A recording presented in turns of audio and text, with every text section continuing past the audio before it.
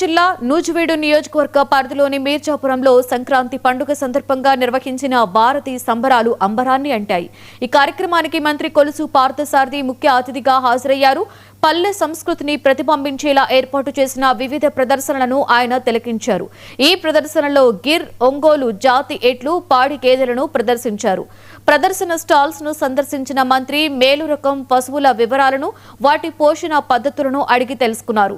పోటీలలో అత్యుత్తమంగా నిలిచిన పశువుల యజమానులకు బహుమతులు అందజేశారు.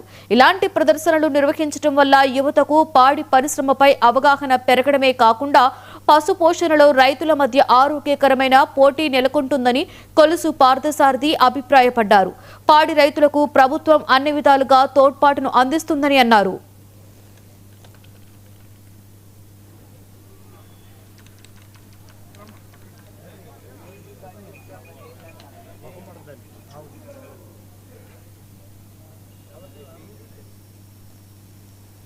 వాళ్ళన్నీ కూడా వాళ్ళ కష్టాలని మర్చిపోయి సంవత్సరం పొడుగుతా ఎన్ని ఇబ్బందులు పడ్డా కూడా ఈ సంక్రాంతి పండుగని చాలా సంతోషంగా బంధువులందరితో,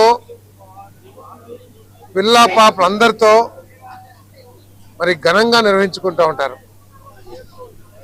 ఈ రోజుల్లో మరీ ఘనంగా, ఎందుకంటే చాలామంది పిల్లలు ఇతర దేశాలకో లేకపోతే దూర ప్రాంతాలకి ఉపాధి కోసమో, ఉద్యోగాల కోసమో, వ్యాపారం కోసం వెళ్ళిపోయి సంక్రాంతికి మాత్రం ఎక్కడున్నా, దేశంలో ఏ మూల ఉన్నా కూడా తమ సొంత గ్రామానికి వచ్చి తల్లిదండ్రులతో గడిపి మరి వారి పొలాలని, వారి పశువుల్ని చూసుకుని కష్టాలన్నీ మర్చిపోయి, బాధలన్నీ మర్చిపోయి గడిపే పండుగ సంక్రాంతి పండుగ అని చెప్పేసి మనం చేస్తాం.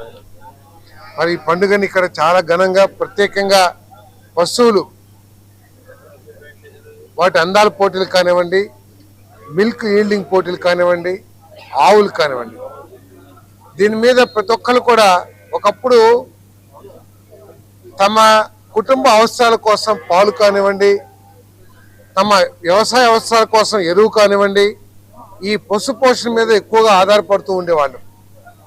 కానీ కాలరీత్యా వచ్చిన అనేక మార్పుల మూలంగా కానివ్వండి, లేదు అనేక ఇబ్బందుల మూలంగా కానివ్వండి, ఈ పశు సంపద తగ్గిపోతూ